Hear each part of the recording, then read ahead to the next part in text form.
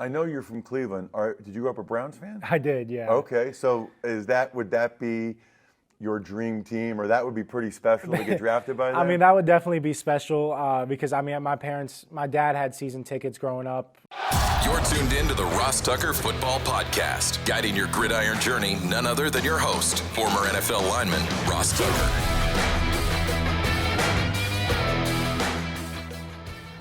Oh, yeah, it is. But it's not just any Ross Tucker Football Podcast. It is a Monster Monday, presented, of course, by DraftKings. The crown is yours. There's a lot to get to here on a Monday edition of the RTFP. By the way, two great guests lined up, not only for today's show, but for Wednesday and Thursday's episodes as well. Programming note, we've already posted the Even Money Betting Podcast for this week, so you guys can check that out. We wanted to do it Sunday right after all the preseason week 2 lines came out. Steve and I both have, some travel and some issues, so that's why we recorded it Sunday night. So those of you that listen or watch youtube.com/Ross Tucker NFL, the Even Money Betting Podcast, go ahead and it's ready for you. That's, by the way, why you should also turn your notifications on your podcast app or over at YouTube, like I said. The two guests today, well, they might end up being the first quarterback and the first running back taken in the 2026 NFL Draft. They might not, but they're both considered top 5 prospects at their respective positions. I mentioned, I guess about 10 days ago now, I was out at Penn State University, which isn't that far from where I live. And not only did I interview James Franklin, who we spoke with last Monday, but I got a chance to interview Drew Allar and Nick Singleton, both of whom, thought long and hard about entering the NFL Draft. They returned to Penn State. Franklin talked about that a little bit last Monday and how great NIL is that these guys are able to return. So we got the conversation with those guys, both of them separately. Then every team was in action over the last 4 days. There's a major injury to get to. And then also just watching the football and what stood out to me. But first, let's start with Drew and Nick. It's Big Show time. The Big Show. All right, Drew, great to get a chance to talk with you. I know you get asked about it all the time, but it is the first thing a lot of people probably remember. The Notre Dame game, right? How often do you think about that game and everything that took place? Because that's a game that everybody still has on their mind. Yeah, I mean, I do think about it a fair amount at the time, but honestly, with camp starting, I kind of moved on from it. Definitely have learned from it. I've had to work on how to grow from that moment, but, as much as it sucked, I think it was for the best, just growing from that and making it, a positive situation next time I am in that. How cool was it, though, to play in a Big Ten championship game and to win those college football playoffs and to go on the run you guys did? Yeah, I mean, it was really cool. I mean, obviously, that's why we come into Penn State to playing games like that and have, runs like that at the end of the year. Obviously, we want to have it turn out different this year, so that's a part of the reason why I came back, and a lot of the other guys decided to come back. It's funny, Drew, because everybody knows your background in high school and 5-star recruit and the success you've had here at Penn State, the success you had last year, which was awesome. The last thing that people remember right now is the last play against Notre Dame. So in particular, how much have you thought about that play? And do people bring it up to you, or are they afraid to bring it up to you? No, I mean, a lot of people do bring it up to me. And I get it. It's are you so annoyed? Yeah, I mean, a little bit. I don't know how many, Big Ten media days, there was a lot of questions about it. But, yeah, for me, it's like you said, it's kind of how you always remember the last snap. So again, part of the reason why I came back was to rewrite that moment for me and, go out a different way. So I didn't realize this in the moment, but I've talked to multiple NFL scouts that have evaluated you this summer. And when they went back and they watched you, and in particular that game, multiple guys said to me, he kind of, the wide receiver didn't do him any favors on that play. I have not heard you mention that one time. I don't think people know that. You have not said one word about the receiver. I don't even know who it was, to be honest with you, Drew. Why is that important to you, to not talk about that aspect of it at all? I mean, I just don't think that would be right on my part. For me, it's taking accountability. I'm the one who made the decision to throw the ball. If I didn't throw the ball, it wouldn't have happened. So I think it's kind of like that. And for me, I mean, football is the ultimate team game. I don't think you win a game by one person or you don't lose a game by one person. I think it's a collective effort, and being in the position of quarterback, often the time you get way too much of the credit because there's a lot of things that got to go right around you for you to do your job. And then when things don't go wrong, I mean, maybe you get more of the blame than you should. And that's why I have a great relationship with Coach Franklin, because we're in a kind of a similar situation when it comes to that. So, I think for me, it's just learning from every moment that I do have, good or bad, and just trying to, maybe make the best of it, whatever the case is. But for me, I'm always going to look at myself in the mirror and reflect on what I could have done better to, maybe change that outcome. How do you feel about the new receivers that you guys have brought in this year? I know that's a big focus as well. Yeah, I'm really excited. I think we brought in 3 guys that are not only great football players and will have production for us this year, but are great teammates. I think they've elevated the culture of that room, and it starts with the guys that we brought in, but also the older guys that we have in that room. I'm in particular Liam Clifford. I think he's done a great job of setting the tone for that room. I think he's one of the leaders of that room, and really on the offensive side of the ball in general. Everybody respects him and the way he works, the way he goes about his business. So I think all of our older guys have really meshed really well together, which is really cool to see. And then I think it's been really good for the young receivers that we brought in the last 2-3 years to see those guys and see their relationship and how they work together and what it really takes to, produce at this level. And I think it's going to be a really good year for that whole room in general. So there was a lot of talk about you potentially entering the NFL draft last year. Can you just, my audience is primarily on the NFL side. Can you just kind of walk me through the process and the decision, and I guess you guys can have agents now, and I'm sure your parents, and what all went into the decision to come back for another year? Yeah, so honestly, it was like I made my decision within a week and a half of starting having those conversations, and honestly, really, I was planning on having those conversations after the Maryland game, but then when we found out we were going to the Big Ten championship, I was like, those conversations can be set aside for another week.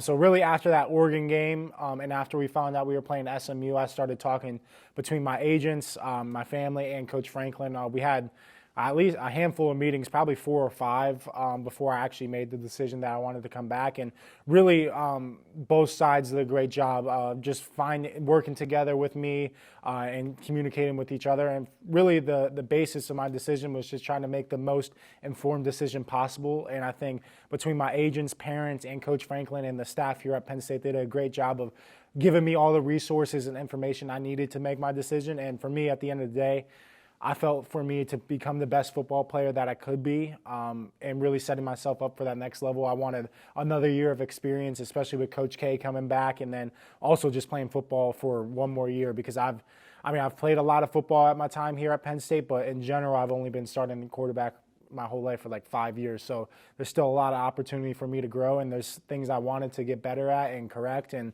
I'm just looking forward to this season, because there's been a lot of work put in, not only with me, but the whole strength staff and all the guys that decided to come back and all the players on our team. I know you're from Cleveland. Did you grow up a Browns fan? I did, yeah. Okay, so would that be your dream team, or that would be pretty special to get drafted by them? I mean, that would definitely be special because, my dad had season tickets growing up. They've been passed down since my great-grandfather. Oh, my gosh. Yeah, so back in the, I think 50s or 60s is when my family first got the tickets in their names. So that would definitely be surreal, just because, I grew up going to every home game from the time I was 7 to 8 years old to by the time I was a freshman in college. Oh, you would go to every home game? Yeah, no matter the weather wow. or the record. Yeah. I was just about to say. Yeah. No, did you go to any preseason games in 2006? Do you know? I don't think so. I was only 2. So oh, gosh! I got traded to Cleveland during training camp in 2006, and I started the last 3 preseason games. So, maybe baby Drew. Oh, my gosh, that makes me feel so old. Do you? Which quarterbacks in the league do you really like right now? Do you watch? Yeah, for me, I watch as many guys as possible, but I think for me, I love watching Josh Allen and Burrow. I think those are the 2 guys I love watching the most, just because of their play styles, and I think I'm similar to them in terms of athleticism, build, and that sort of thing. And they're on the younger side, so I kind of grown up with them from that standpoint. Love watching Mahomes. He's a special talent. There's Stafford. I've always loved Stafford since he's been in Detroit. And I've grown to love and appreciate Jared Goff a lot. I think his tape is really good. He's gotten better every year he's been in the NFL. And then obviously guys like Lamar Jackson and Jaden Daniels are really cool to watch as well. So going into this year, your fourth year at Penn State, what if someone said to you, what's the biggest thing you want to improve upon? And I don't know if it's feedback from NFL or just something from your coaches. Where do you feel like you can take another step? Yeah, I think physically on the field is just my consistency, and that kind of starts with my footwork. I think I have a really good process of going into each play and have that down pat, but now it's just about going out and playing. And I think I know I have the ability to make every throw on the field. Now it's just putting myself in the position to make those throws and just trusting what I see. And then mentally, kind of the two things I've been working on is being more of like an aggressive leader on the standpoint of like being more vocal, outspoken, energy given, and providing energy to the offense or the team, whatever the case is. And then if I need to have tough conversations, like just having honest conversations with teammates about like, hey, we need to pick this up, like, hey, you need to be here at certain points or whatever the case is and whatever the situation calls for. But for me personally, just self-talk. I've done a lot of reading over the last month and a half about just different ways to positively self-talk to yourself, and Danny and Trace have done a great job with me, reminding me of the things that I've been working on and talking to them about. So I've made strides since spring ball, but I'm looking forward to just actually practicing with it during fall camp. So I had Penn State season tickets growing up, and when I was in 7th grade, I wrote my goal, and my goal was to be Penn State's quarterback. And I had all the things I was going to do to be Penn State's quarterback. I couldn't even be the Pop Warner quarterback. I played O-line and D-line, but that's okay. Yeah. But you're living my dreams. I ended up playing 7 years in the NFL, and you know that. But you're kind of living my dream, being Penn State quarterback. What's it like? What's it like to be Penn State quarterback? Like, what's the pros and cons of it? I mean, it's definitely really cool. The pros definitely outweigh the cons, I'll say that. I mean, between the relationships I've made here with teammates, coaches, like I keep up with a lot of coaches that have either left here to go on to the next level or different college or just retired in general. So I still keep in contact with a lot of coaches. Same with players. Like I was just texting with Olu the other day, checking in on him, how camp's going, how he's liking New York and everything, and with their new staff. I'll do that with a handful of guys. And then also I think just the opportunities that you get to get exposed to a lot of different things. I mean, we get to play in one of the best conferences, so we get to go to different games, different venues that are really special throughout college football and its histories. And I think just being able to play in Beaver Stadium, I mean, I definitely imagined it when I first committed to Penn State, but everything is blown out of the water every time I step in that stadium. It's a very fun environment to be in, and I'm definitely glad I came back for another year to experience that. Hey, man, thanks so much for the time. Good luck this year. I really appreciate it. Thank you. I appreciate it.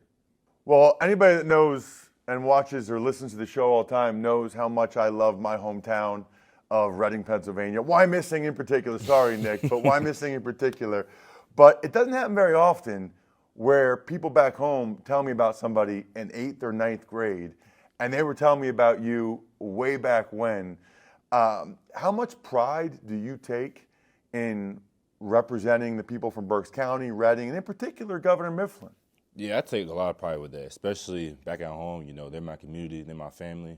And I just love representing them, especially at Penn State. You're playing here at your state, PA. You want to represent them the best way you can. And I feel like I'm doing a good job with that, especially with my family too. Like I love representing my family and stuff like that.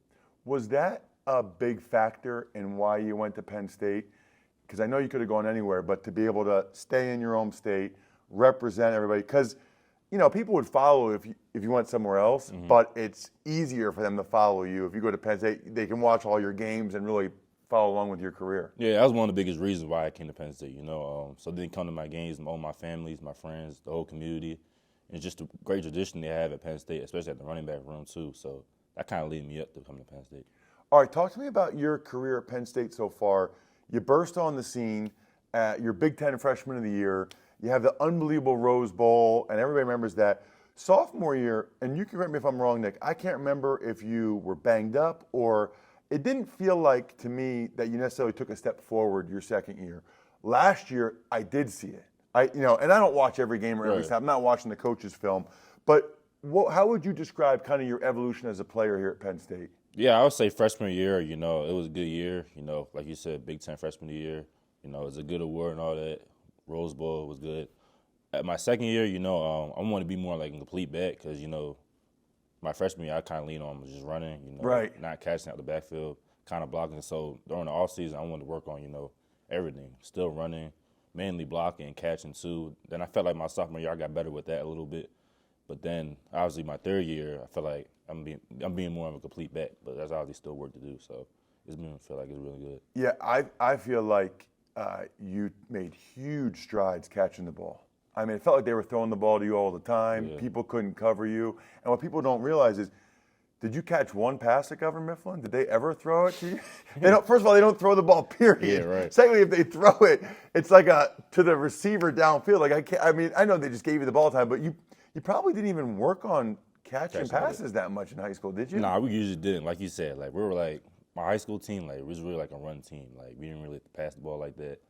The only time we passed the ball was like third and something like long, but Yeah. we barely like that because we run the ball all the time. But it was kind of weird. But when I got here, I knew I had to work on catching. They got me in the plan doing jugs and all that, working with the QBs, receivers, and over time, I feel like I got better. So I don't want to assume. Are you an Eagles fan or no? I'm not. I like the players, but I ain't no Eagles fan. No. Who's your team? Dallas.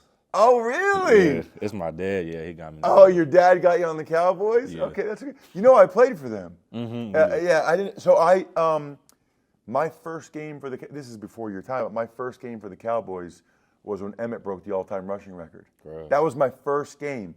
And then 2 weeks later, I can show you after we're done interviewing, but 2 weeks later, I was starting for the Cowboys, and Emmett was behind me. And then like 2 weeks after that, we're playing the Eagles. I grew up diehard Eagles, right? Right. So I'm 23. How old are you, 22? 21. Yeah. So I was 23, my second year in the NFL, and I'm starting for the Cowboys, blocking for Emmett against the Eagles. And my buddies from Wyomissing are like, dude, how can you? I'm like, oh, I didn't know you were a Cowboys fan. Right. That's interesting. Yeah. But I'm assuming you still like Saquon. No, yeah, I like and you like what Saquon. he did last year. Tell me, like, I'm just curious, for a guy, because Saquon did things last year that looked like you in high school, looked like you at Penn State sometimes. You just don't see guys running away from people in the NFL like that very often. Have you met him? Do you ever talk to him? Has he ever given you any advice? And what did you think of what he did last year? Yeah, we met sometimes, as a recruit coming out of the whiteout game, but I just always knew, like, he was that guy that here at Penn State, a legend. Yeah. Everybody talks about. Plus, I think last year he came up for, like, just to work out with me and Fat Man, did a couple drills. But at the same time, it's crazy because, you were working out with him.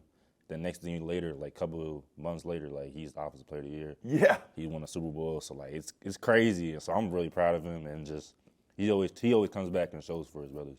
Is there anything you can take away from his game or what he did last year that jumped out to you?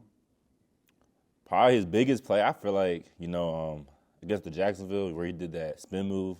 And then the and backward hurdle? Yeah, that's crazy. But it's him leading like a complete back. He obviously, everybody knows he can run, he can block, but that catching piece is like, it's crazy. So kind of like that stuff I'm trying to put into my game.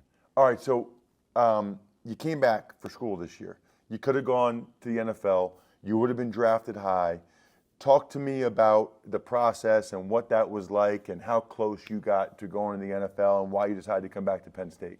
Yeah, right after the season, how it ended, I took some time just to cool off and talk to my family about it. It was a big decision, the coaches too. But I kind of talked to the seniors too with Drew and them, kind of what they wanted to do, kind of deciding. But they kind of figured, we want to come back for the last ride.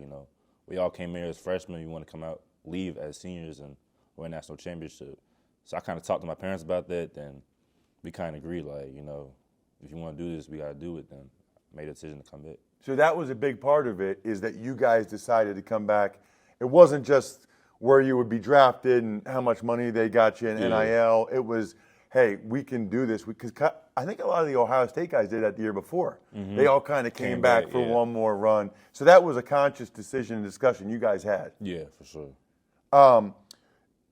Speaking of the NFL, who are some of the backs that you like at the next level? Yeah, one, obviously Saquon.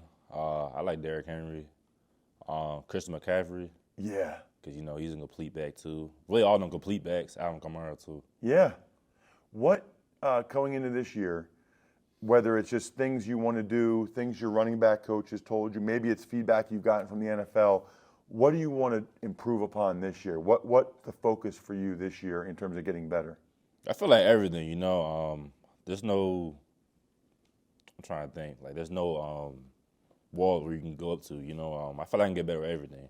Running, catching, blocking, really making that safety miss, getting to that next level. Yep. Stuff like that, I'm just trying to work on. And I feel like Coach Drayton has done a good job with me and the whole running back room doing drills like that, and just simulates to on the field too. So I feel like it's been good. What do you weigh right now? 225. What will you run when you'll test pretty darn well, right? Yeah. For sure, yeah. What do you think? What do you think you'll run? 40 time, I need a 4.3, low 4.3. Really? Yeah, that's what I need. Yeah, I wouldn't be surprised having seen you.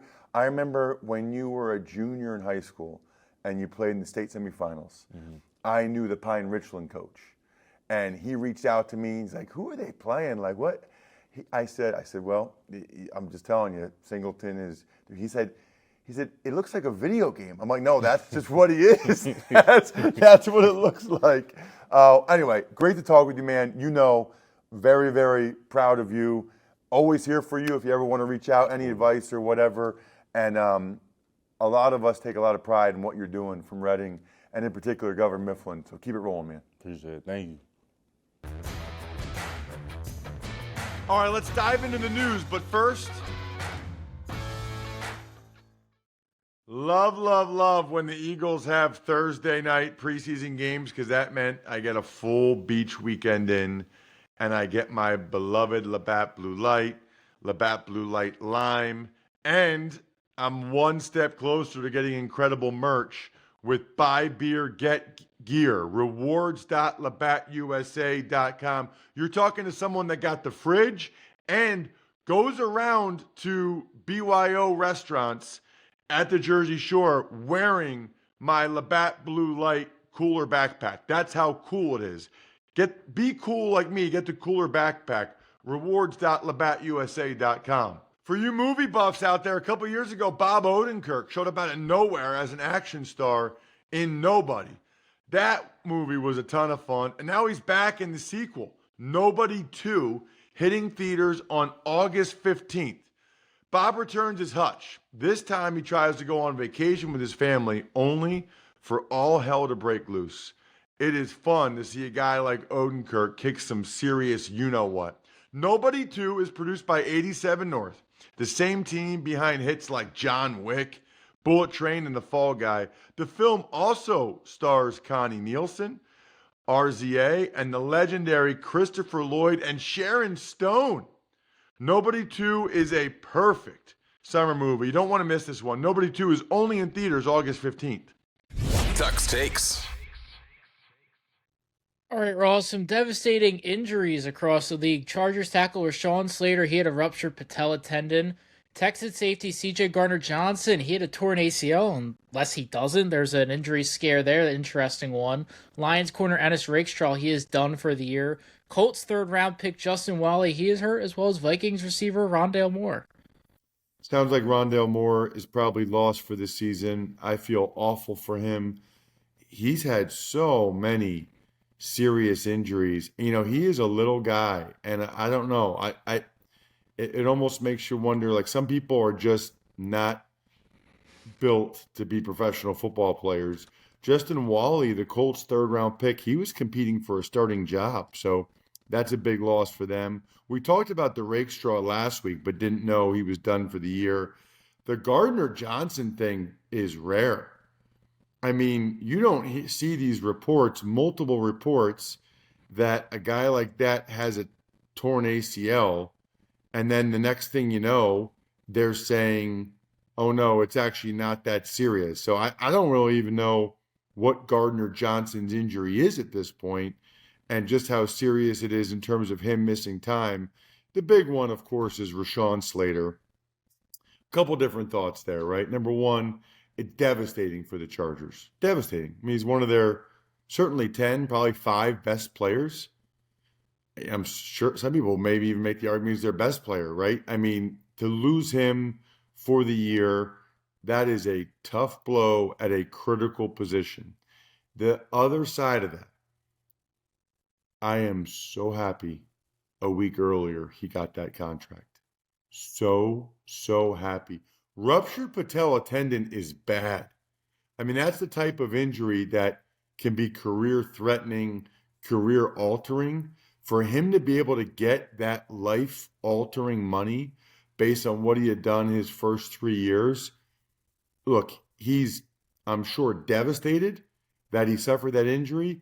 It would be a lot worse if he hadn't just signed that contract. A lot worse.